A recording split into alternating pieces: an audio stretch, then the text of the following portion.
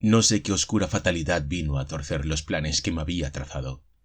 Mi propósito era únicamente admirar las bellezas arquitectónicas, y aún así tenía prisa por llegar a la plaza. Quería ver si podía marcharme enseguida de aquel pueblo siniestro. Pero al ver al viejo Zadok Allen se despertó en mí un nuevo interés, y empecé a caminar más despacio. Ya sabía que lo único que podía oír del viejo era una serie de historias absurdas y disparatadas. Se me había advertido además que era peligroso que le vieran a uno hablando con él. Sin embargo, no pude resistir la tentación de abordar a un viejo testigo de la decadencia del pueblo, cargado de recuerdos sobre los buenos tiempos en que zarpaban los barcos y funcionaban las factorías. Al fin y al cabo, el relato más desquiciado tiene la mayoría de las veces un fondo de realidad. Y era seguro que el viejo Zadok había presenciado las calamidades que cayeron sobre Innsmouth durante los últimos 90 años. La curiosidad me empujaba más allá de lo prudencial. Por otra parte, en mi presunción juvenil me creía capaz de desentrañar la verdad que podía encerrar la confusa versión que probablemente le sacaría con ayuda del whisky. No podía abordarle allí mismo, claro está, porque los bomberos tratarían de impedirlo. Pensé en la manera de hacerlo. Me haría con una botella de contrabando. El muchacho de la tienda me había dicho dónde me lo podían vender. Después pasaría por el parque de bomberos como por casualidad, y le hablaría en cuanto se me presentara la ocasión. El dependiente me había dicho también que el viejo Zadok era muy inquieto y que rara vez permanecía sentado 2 horas seguidas. Me resultó fácil, aunque no barato, hacerme con un cuarto de botella de whisky en la trastienda de un establecimiento de artículos diversos que había a la salida de la plaza, en Elliot Street. El tipo que me despachó tenía la misma pinta de Innsmouth que los demás, aunque fue muy amable a su modo, tal vez por estar acostumbrado a tratar con los forasteros, carreteros, compradores de oro y gentes así, que estaban de paso por el pueblo. Al llegar a la plaza vi que estaba de suerte. Por la esquina de Hillman House, surgiendo de Payne Street, apareció nada menos que la flaca figura del mismísimo Zadok Allen. Como tenía pensado, atraje su atención ostentando la botella. No tardé en comprobar, al torcer por Payne Street, en busca de un lugar solitario, que el viejo me seguía con paso torpe. Me orienté por el plano del muchacho de la tienda. Busqué un paraje desierto y abandonado que había visto antes, al sur del barrio del puerto, donde no se veían más seres vivientes que los pescadores, allá lejos. Crucé unas pocas manzanas más, y perdí de vista incluso a estos testigos remotos. Llegué por fin a un embarcadero abandonado, realmente solitario. Allí podía interrogar a mis anchas al viejo Zadok sin que nadie nos viera. Antes de llegar a Main Street, oí un señor!, débil y jadeante a mi espalda. Dejé que el viejo me alcanzara y le permití que echara un buen trago. Empecé a tantearle mientras caminábamos en medio de aquella desolación, entre fachadas ruinosas y torcidas. Pronto me di cuenta de que el viejo no soltaba la lengua tan pronto como yo había supuesto. Finalmente llegamos a un solar invadido de hierba, rodeado de unas tapias desmoronadas, excepto por donde daba a un muelle cubierto de algas. Las rocas musgosas, junto al agua, proporcionaban unos asientos aceptables, y el lugar estaba al resguardo de miradas indiscretas, oculto por un malecón en ruinas que teníamos atrás. Pensé que este era el sitio ideal para mantener una larga conversación, así que conduje allí a mi compañero y tomamos asiento en las rocas. El ambiente era de abandono y de muerte. El olor a pescado resultaba insufrible, pero nada me haría desistir de mi propósito. Tenía unas 4 horas por delante si quería coger el autobús de las 8 para Arkham. Le pasé otro poco la botella al viejo y mientras me dispuse a tomar mi escasa comida. Procuré que el viejo no bebiera demasiado porque no deseaba que su locuacidad se convirtiera en sopor. Al cabo de 1 hora empezó a dar muestras de ceder en su obstinada reserva, aunque para desilusión mía continuó soslayando mis preguntas sobre Innsmouth y su tenebroso pasado. Se limitaba a hablar de temas generales, poniendo de manifiesto un gran conocimiento de la actualidad periodística y una marcada tendencia a filosofar a la manera sentenciosa de los campesinos. Llevábamos ya casi 2 horas y yo empezaba a temerme que el cuarto de whisky no iba a ser suficiente. Me pregunté si no sería mejor ir un momento a comprar más. Pero justo cuando me disponía a levantarme, la casualidad hizo lo que mis preguntas no habían logrado hasta el momento, y las divagaciones del anciano tomaron un derrotero que al instante despertó mi interés. Yo estaba de espaldas a esa mar cargada de olor de pescado, pero el viejo estaba de cara y su mirada errante tropezó con la línea baja y distante del arrecife del diablo, que en aquella hora aparecía con claridad y casi fascinante por encima de las olas. La visión pareció disgustarle, porque masculló una serie de confusas imprecaciones que terminaron en un susurro confidencial y una mirada de soslayo. Se inclinó hacia mí, me cogió de la solapa y empezó a hablar en voz muy baja. Allí empezó todo, en este maldito lugar. De allí viene todo lo malo, de las aguas profundas. Para mí que es la boca del infierno. No hay sonda, por larga que sea, que llegue hasta el fondo. El capitán Obed fue quien tuvo la culpa. Quiso llegar demasiado lejos y se metió en tratos con ciertas gentes de los mares del sur. Todo andaba mal en aquellos tiempos. El comercio era un fracaso, las fábricas se arruinaban y los corsarios mataron a nuestros mejores hombres en la guerra de 1812. Otros naufragaron, como los del bergantín El Aithwi y el lanchón Ranger, que eran de Hillman los dos. Obed Marsh tenía una flota de 3 barcos, el bergantín Columbine y el Harry y la corbeta Sumatra Queen. Fue el único que siguió con el tráfico de las Indias Orientales y el Pacífico, aparte de la goleta Mallory Bride de Esdras Martin, que hizo una salida el año 28. Nunca ha habido otro como el capitán Obed, hijo de Satanás. Todavía me parece que lo veo soltando pestes y llamando idiotas a todos porque iban a la iglesia y aguantaban sus miserias sin protestar. Decía que había dioses mejores, que las divinidades de las Indias proporcionaban pescado a cambio de los sacrificios y que esos sí que escuchaban las plegarias de las gentes. Matt Elliot, su mejor amigo, también hablaba bastante también, solo que incitaba a las gentes a hacer herejías de paganos. Según decía, había una isla al este de Otaheite, con una gran cantidad de ruinas de piedra, más viejas que lo más antiguo que nadie pueda conocer. Decía que era como la Ponapé de las Carolinas, solo que con unos rostros esculpidos como los de la isla de Pascua.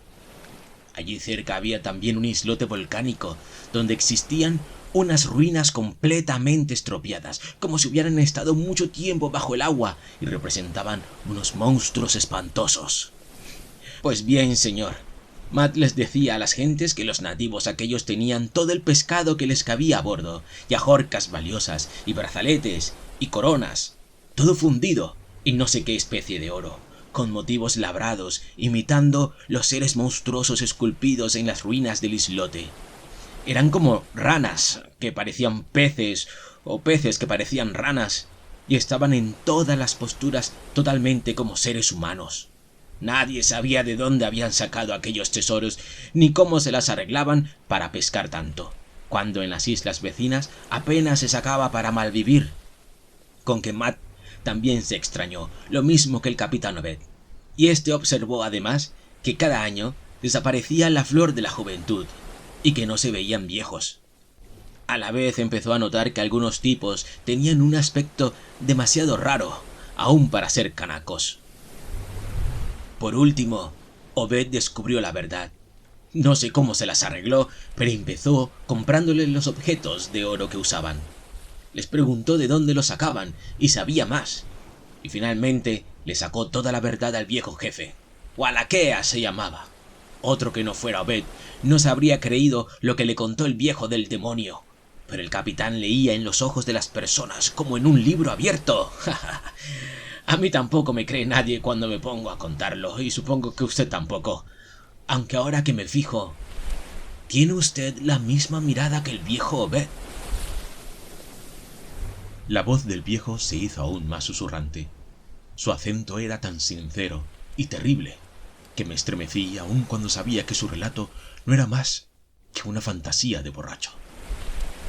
Pues bien, señor, Obed se enteró de cosas de las que mucha gente no ha oído hablar de la vida, ni las creería nadie si las oyera.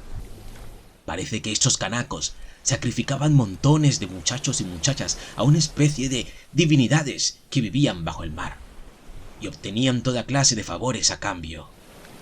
Se reunían con aquellos seres en el islote, entre las extrañas ruinas, y parece que las imágenes monstruosas de peces ranas estaban copiadas de aquellos seres. Seguramente eran esas bestias que salen en todos los cuentos de sirenas y cosas por el estilo. Tenían muchas ciudades en el fondo, y la propia isla había salido de las profundidades. Parece que cuando el islote salió a la superficie, todavía quedaban algunos de estos seres vivos entre las ruinas, y los canacos se dieron cuenta de que debía haber muchos más en el fondo del océano, con que, en cuanto se atrevieron, empezaron a hablar con ellos por señas, y llegaron finalmente a un acuerdo. A esos seres les gustaban los sacrificios humanos. Hacía mucho que habían subido también a la superficie y habían hecho sacrificios, pero finalmente habían perdido contacto con el mundo de arriba. ¿Sabe Dios lo que harían con las víctimas? Me figuro que Obed prefirió no preguntarlo. Pero a los paganos no les importaba demasiado, porque atravesaban una racha difícil y estaban desesperados. Así que, 2 veces al año, entregaban cierto número de jóvenes a los seres de la mar. La noche de Walpurgis y la de difuntos. También les daban algunas baratijas talladas que sabían hacer. A cambio, las bestias marinas se comprometían a darles grandes cantidades de pescado y ciertos objetos de oro macizo. Pues, como digo, los nativos se reunían con esos seres en el islote volcánico. Iban en canoas con las víctimas y demás, y regresaban con las joyas de oro que les entregaban. Al principio, los seres aquellos no querían ir a las islas grandes, pero de pronto, un día, dijeron que sí, que querían ir. Se conoce que les apetecía mezclarse con la gente y festejar con ellos sus días señalados, la noche de Walpurgis y la de difuntos. Como ve, podían vivir dentro o fuera del agua. O sea, que eran anfibios, como decimos nosotros. Los canacos les advirtieron que los habitantes de las demás islas los matarían si se enteraban de que estaban allí, pero ellos dijeron que no se preocuparan, que tenían poderes suficientes para destruir a toda la raza humana, menos a los que tenían no sé qué señales o signos de los que ellos llamaban primordiales.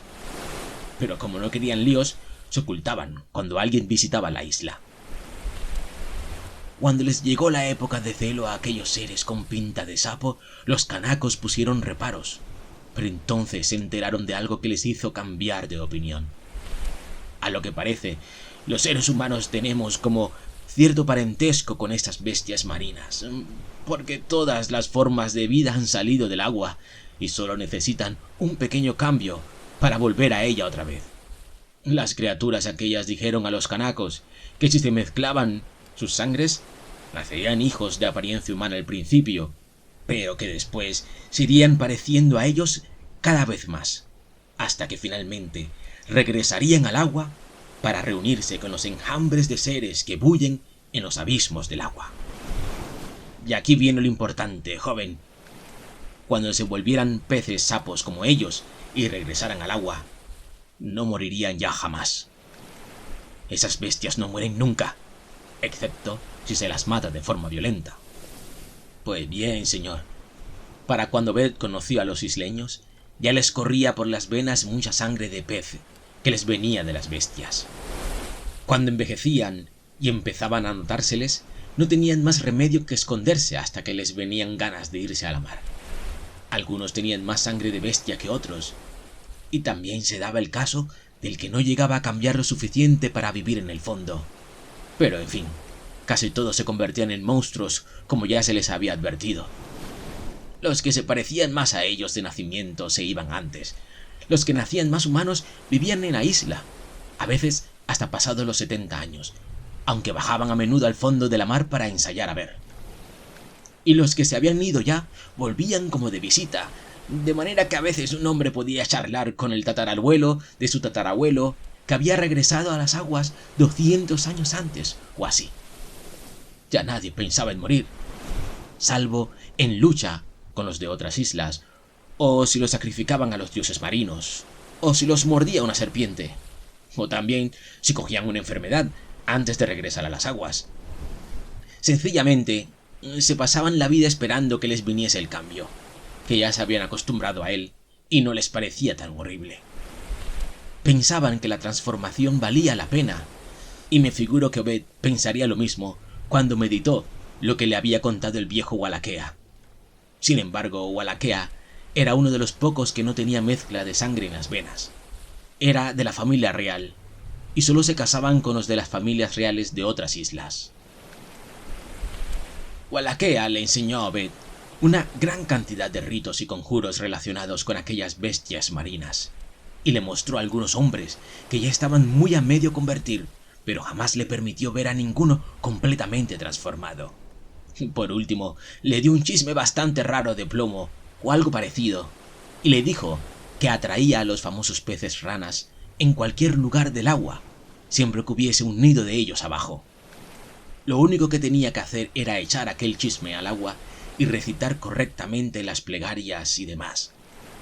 Wallachea le dijo que los peces ranas estaban diseminados por todo el mundo, de manera que se podía encontrar un nido y llamarlos con toda facilidad. A Matt no le gustaba nada el asunto y le pidió a Obed que se mantuviese alejado de la isla, pero el capitán estaba ansioso por ganar dinero y tan baratos encontró aquellos objetos de oro que acabaron siendo su especialidad. Las cosas continuaron de esta manera durante unos años, hasta que Obed sacó el oro suficiente para poner en marcha la refinería en el edificio de una vieja fábrica de Wade.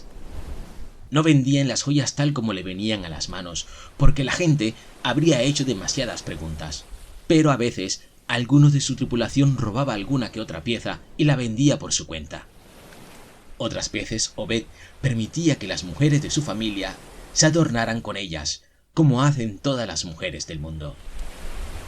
Pues bien, hacia el año 38, tenía yo entonces 7 años. Obed se encontró con que los isleños habían desaparecido. Parece ser que los de las otras islas habían oído contar lo que pasaba y decidieron cortar por lo sano. Para mí, que debían tener algunos de esos viejos símbolos mágicos que, como decían los monstruos marinos, eran lo único que les asustaba.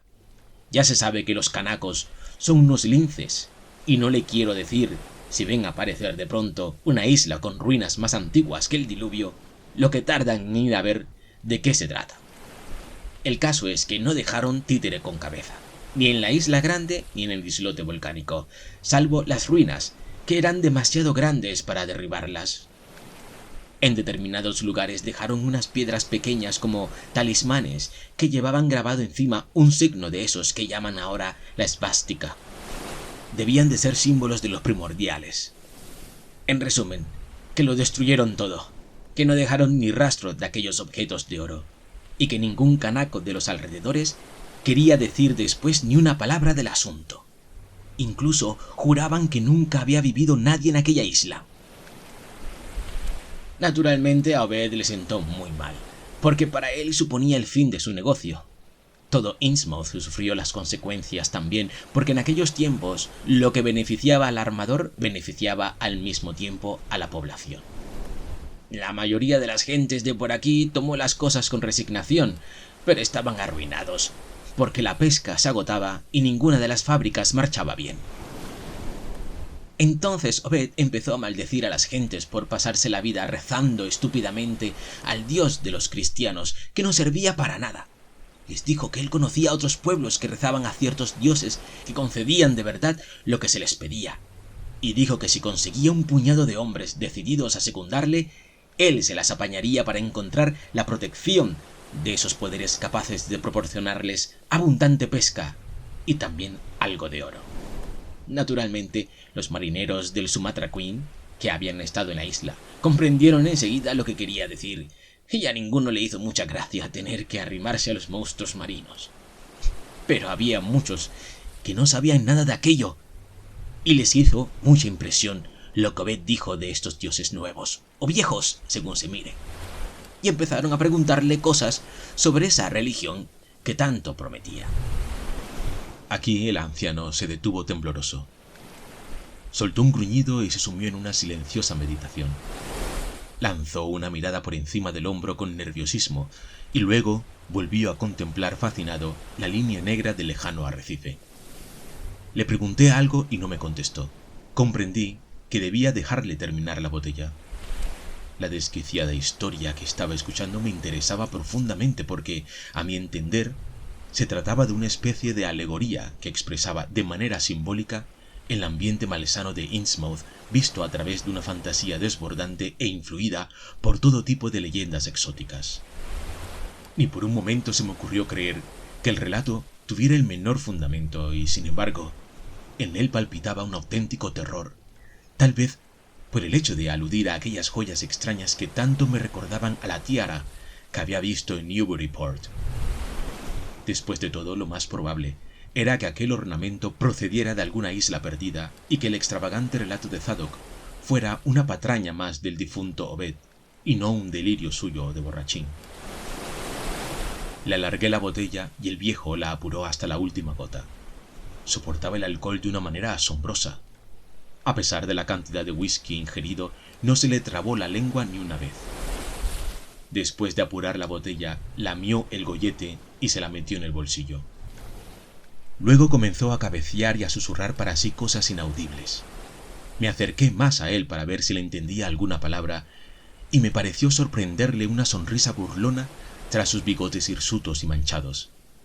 Efectivamente estaba hablando, y pude entender que decía: Pobre Matt. No se tuvo quieto, no. Intentó poner a la gente de su parte y habló muchas veces con los predicadores, pero no sirvió de nada. Al sacerdote congregacionista lo echaron del pueblo. El metodista se largó. Al anabaptista, que se llamaba Resolved Babcock, no se le volvió a ver. Ira de Jehová. Yo no era más que un chiquillo, pero oí lo que oí y vi lo que vi. Dagón y Astaroth, Belial y Belcebú, el becerro de oro, y los ídolos de Canaán y de los filisteos, abominaciones de Babilonia, Mene, Tekel o Parsin. Nuevamente se detuvo. Me pareció, por la mirada aguanosa de sus ojos azules, que se encontraba muy cerca de la embriaguez. Pero cuando lo sacudí levemente del hombro, se volvió con asombrosa vivacidad y soltó unas cuantas frases aún más sibilinas. ¿Con que no me cree, eh? Entonces dígame usted, joven, ¿por qué se iba el capitán Obed de noche en bote, junto con otros 20 tipos, al arrecife del diablo, y allí se ponían a cantar todos a voz en cuello, que podía oírseles desde cualquier parte del pueblo cuando el viento venía de la mar? ¿Por qué, eh? ¿Y por qué arrojaba unos bultos pesados al agua por un lado del arrecife, donde ya puede usted echar un escandallo, como de aquí a mañana, que no le llegará jamás al fondo? ¿Y me puede decir qué hizo él con aquel chisme de plomo que le dio Walaquea? Vamos, dígame, ¿eh? ¿Y me puede explicar qué letanías entonaban todos juntos en la noche de Walpurgis y en la de difuntos? ¿Y por qué los nuevos sacerdotes de las iglesias, que habían sido antes marineros, se vestían con extraños atuendos y se ponían esas especies de coronas de oro que Obed había traído, eh?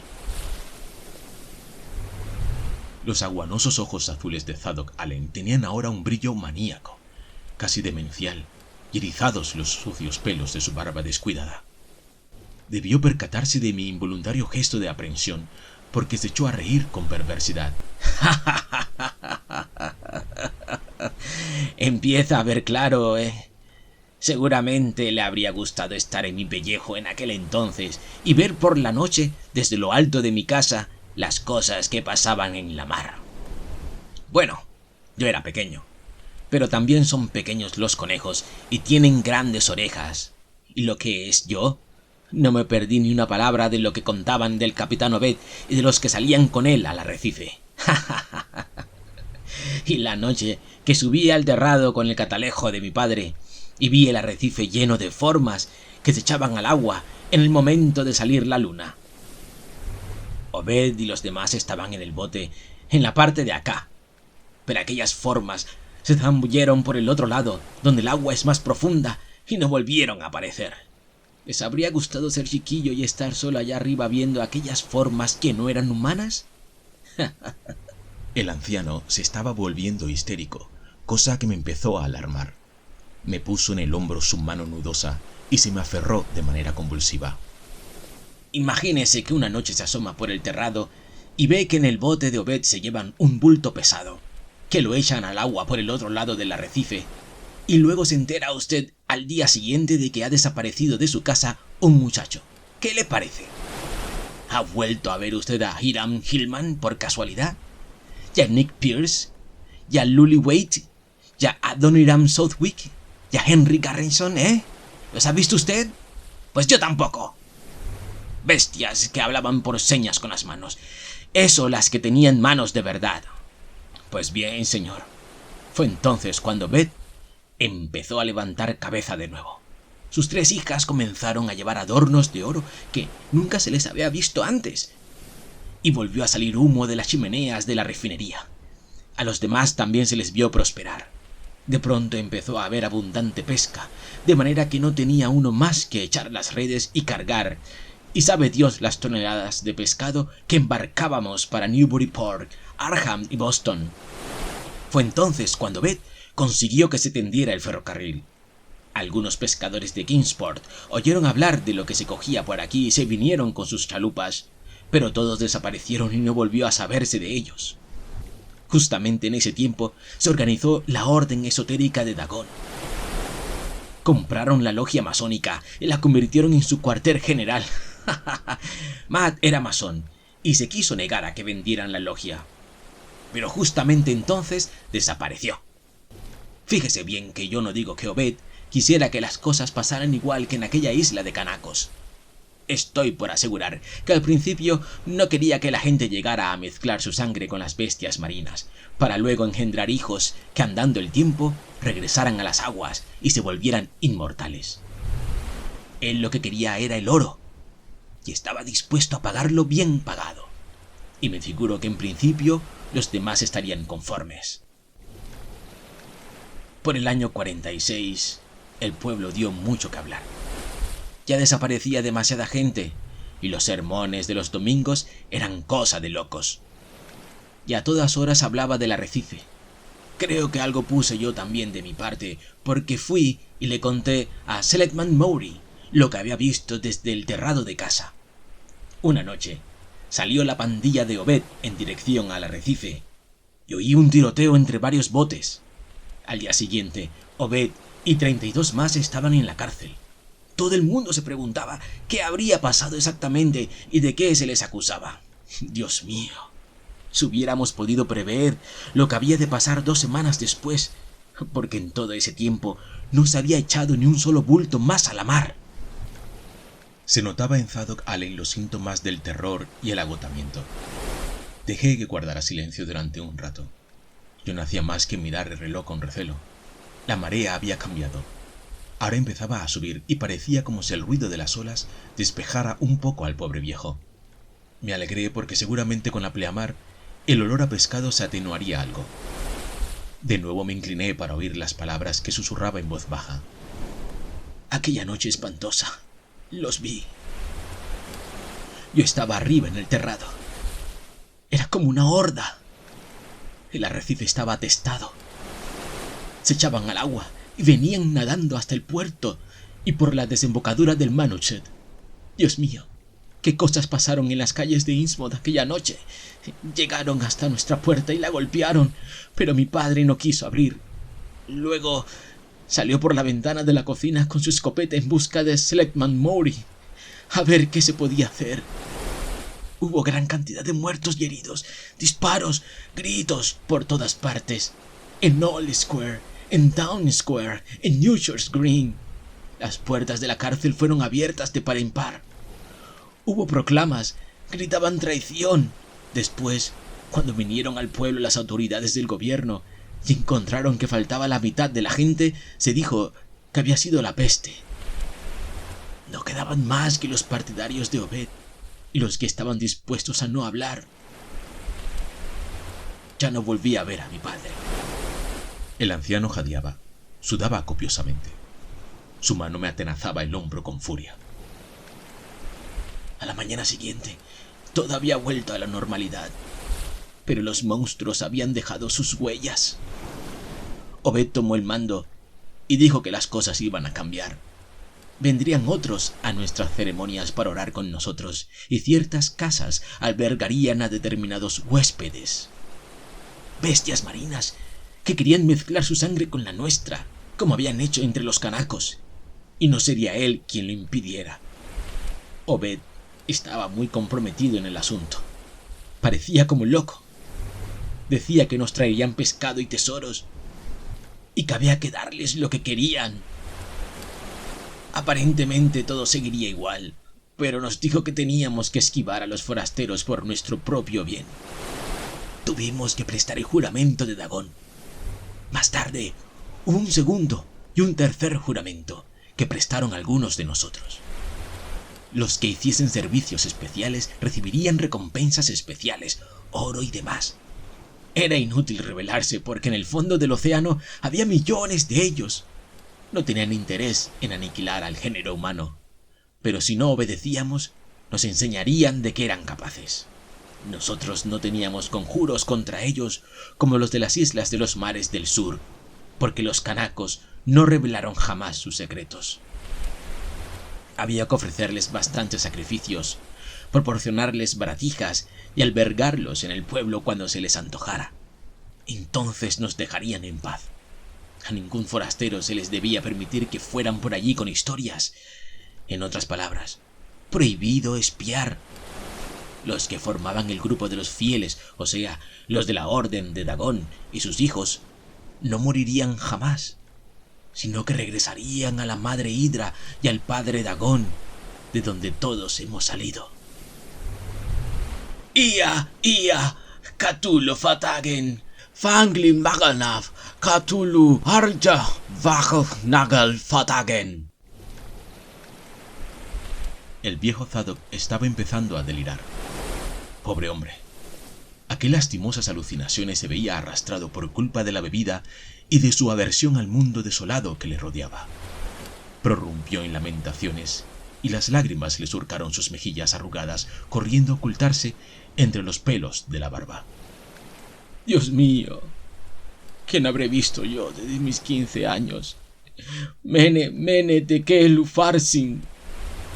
Las personas desaparecían, se mataban entre sí. Cuando fueron contándolo por Arkham, Ipswich y por allí, dijeron que todos estábamos locos, lo mismo que piensa usted ahora de mí. Pero Dios mío, la de cosas que he visto. Me habrían matado hace tiempo por lo que sé, de no haber prestado el primero y el segundo juramento. Eso es lo que me protege, a menos que un jurado formado por ellos demuestre que he contado deliberadamente lo que sé. El tercer juramento no lo quise prestar. Antes muerto que prestarlo. Cuando la guerra civil, la cosa se puso aún peor, porque los niños que habían nacido en el 46 empezaron a hacerse mayores, por lo menos algunos de ellos. Yo estaba asustado. No se me había vuelto a ocurrir ponerme a espiar después de aquella noche, y no he vuelto a ver de cerca a ninguna de esas criaturas. Ninguna que fuera de pura sangre, quiero decir. Me marché a la guerra, y si hubiera tenido un poco de sentido común, me habría establecido lejos de aquí. Pero me escribieron diciendo que las cosas no iban mal. Me figuro que eso lo decían porque las tropas del gobierno habían ocupado el pueblo. Eso fue en el 63. Después de la guerra, fuimos de mal en peor otra vez. La gente volvió a no hacer nada. Las fábricas y las tiendas empezaron a cerrar. El comercio marítimo se paralizó. La arena invadió la dársena del puerto y se abandonó el ferrocarril. Pero esas cosas seguían nadando en la mar y en el río y polulando por el arrecife. Y cada vez se iban tapiando más ventanas en los pisos superiores de las casas y cada vez se oían más ruidos en edificios que se suponían deshabitados. La gente cuenta muchas cosas de nosotros. Algo ha oído usted también, a juzgar por las preguntas que me hace. Dicen que si se ven ciertas cosas por aquí y se habla también de joyas extrañas que aparecen aún de cuando en cuando, no siempre fundidas del todo. Total, nada. En el fondo, no creen lo que dicen. Piensan que los objetos de oro provienen de un botín que escondieron los piratas y están convencidos de que las gentes de Innsmouth son de sangre extranjera o padecen no sé qué enfermedad. Por otra parte, aquí tratan de echar a los forasteros tan pronto como ponen los pies, y si se quedan, no les dejan demasiadas ganas de curiosear, sobre todo por la noche. Los animales, recuerdo yo, se encabritaban en cuanto se les ponía delante a alguien de aquí, los caballos en particular. Más adelante, con el automóvil, desapareció ese problema. En el 46, el capitán Obed se casó en segundas nupcias, pero a su segunda mujer nadie la ha visto jamás. Decían que él no quería dar ese paso, pero que lo obligaron. Y esta nueva esposa le dio 3 hijos. 2 de ellos desaparecieron a temprana edad, pero el tercero, una niña, salió tan normal como usted y como yo, y la mandaron a estudiar a Europa. Finalmente, Obed consiguió casar a esta hija con un pobre desgraciado de Arkham, que no sospechaba el pastel. Ahora sería distinto. Nadie quiere tener ya relaciones con gente de Innsmouth. Barnabas Marsh, que lleva hoy la refinería, es nieto de Obed y de su primera mujer. O sea, es hijo de Onesiphorus, el mayor de Obed. Pero su madre es otra de las que nadie vio en la calle. Justamente, Barnabas está ahora a punto de sufrir el cambio. No puede ya cerrar los ojos y ha perdido la forma humana. Se dice que todavía lleva ropas, pero pronto tendrá que regresar a las aguas. Quizá ya lo haya intentado. Suelen acostumbrarse poco a poco antes de marcharse definitivamente. No se les ha visto en públicos desde hace lo menos 10 años. No sé qué podrá sentir su pobre mujer. Ella es de Ipswich, y los de allí estuvieron a punto de linchar a Barnabas hace 50 años, cuando supieron que la cortejaba. Obed murió en el 78 y toda la generación siguiente ha desaparecido ya. Los hijos de la primera esposa murieron. Los demás, sabe Dios.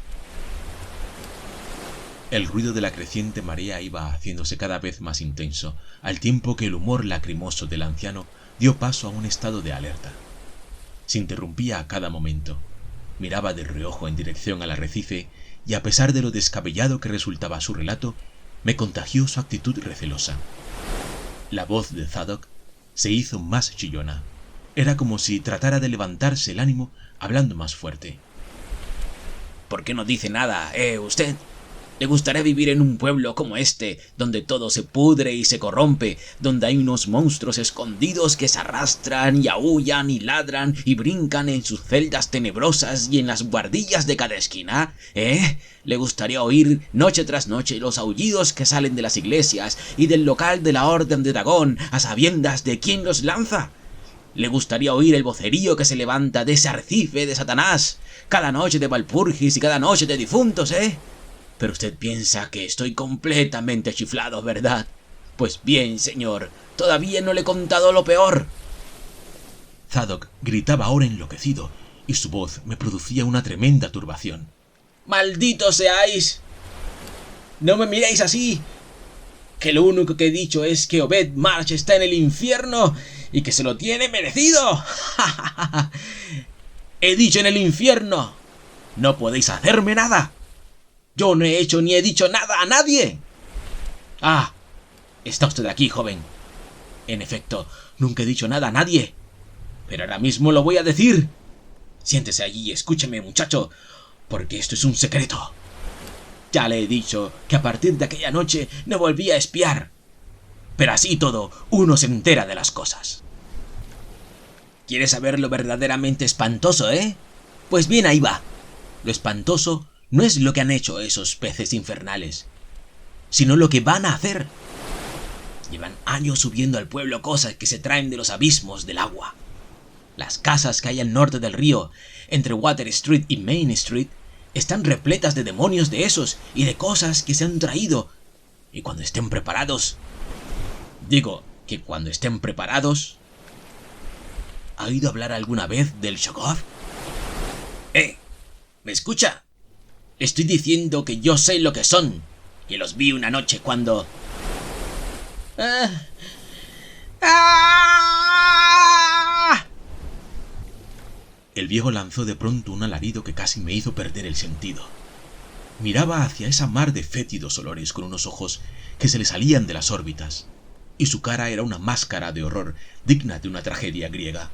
Su garra huesuda se clavó dolorosamente en mi hombro y no me soltó cuando me volví a mirar hacia el punto donde miraba él. No había nada, solo la marea creciente y una serie de olas que rompían aisladas, lejos de la línea larga y espumosa de las rompientes. Pero entonces Zadok comenzó a zarandearme y me volví hacia él. Su helado terror dio paso a una tempestad de movimientos nerviosos y expresivos. Por fin recobró la voz, una voz temblona y susurrante. ¡Váyase de aquí! ¡Váyase! ¡Nos han visto! ¡Váyase por lo que más quiera! ¡No se quede allí! ¡Lo saben ya! ¡Corra deprisa! ¡Márchese de este pueblo! Otra ola pesada rompió contra las ruinas del embarcadero abandonado, y el loco susurro del viejo se convirtió en un alarido inhumano que helaba la sangre. ¡Ah! ¡Ah! Antes de que yo pudiese recobrarme de mi sorpresa, soltó mi hombro y se lanzó como loco hacia la calle, torciendo en dirección norte por delante de la ruinosa fachada del almacén. Eché un vistazo al mar, pero seguí sin ver nada. Cuando llegué a Water Street y miré a lo largo de la calle, no había ya el menor rastro de Zadok Allen.